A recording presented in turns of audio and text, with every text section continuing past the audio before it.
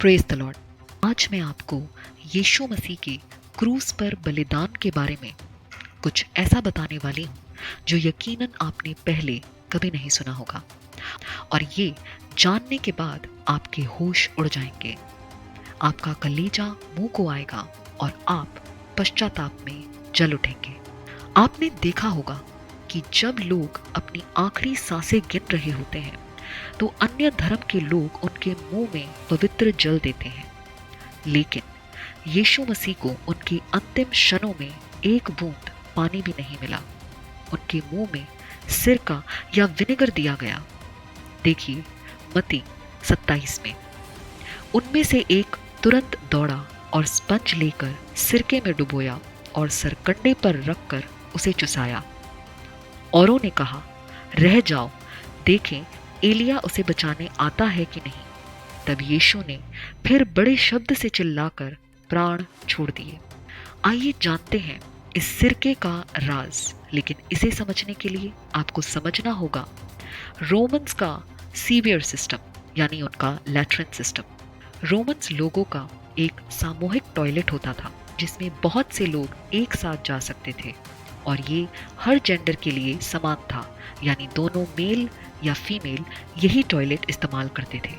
फिर मल मूत्र त्यागने के बाद खुद को साफ करने के लिए ये लोग टॉयलेट पेपर या पानी का इस्तेमाल नहीं करते थे, बल्कि ये लोग स्पंज का इस्तेमाल करते थे जो कि एक डंडे पर लगा होता था, और वो एक कॉमन स्पंज होता था जिसे सब इस्तेमाल करते थे। और साथ में एक बाल्टी या बर्तन होता था जिसमें विनेगर होता था, या कई बार नमक वाला पानी जिसमें वो स्पंज वाला डंडा रखा जाता था। बाकी और किसी चीज़ के लिए स्पंज का इस्तेमाल नहीं होता था, और ना ही स्पंज इतना आसानी से मिलता था कि सब लोग अपना अपना स्पंज रखें। वो सब एक ही स्पंज यूज़ करते थे। अब मैं वो वर्स आपके सामने फिर से पढ़ने वाली हूँ, ध्यान दीजिए। उनमें से एक तुरंत दौड़ा और स्पंज लेकर सिरके में डुबोया और सरकंडे पर रखकर उसे चुसाया। किस तरह के लोग हैं हम कि मरते हुए इंसान को गंदा सिरका, गंदा स्पंज मुंह लगाया। यीशु मसीह का बलिदान हमारे पापों के लिए इतना बड़ा है कि हम समझ भी नहीं सकते। फिर भी यीशु मसीह ने ये सब किया ताकि हमें न भुगतना पड़े, हमें पापों से छुटकारा मिले और हमें अनंत जीवन मिले। यूहन्ना 19। इसके बाद यीशु ने ये जानकर कि अब सब कुछ हो चुका, इसलिए कि पवित्र शास्त्र की बात पूरी हो, कहा, मैं प्यासा हूँ।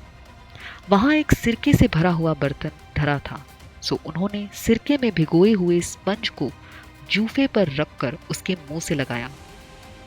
जब यीशु ने वो सिरका लिया तो कहा, पूरा हुआ, और सिर झुकाकर प्राण त्याग दिए।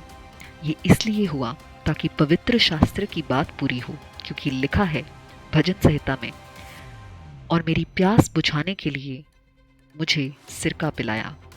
और फिर जब सारी बातें पूरी हुई तब यीशु ने कहा, पूरा हुआ, इट इज़ फिनिश्ड।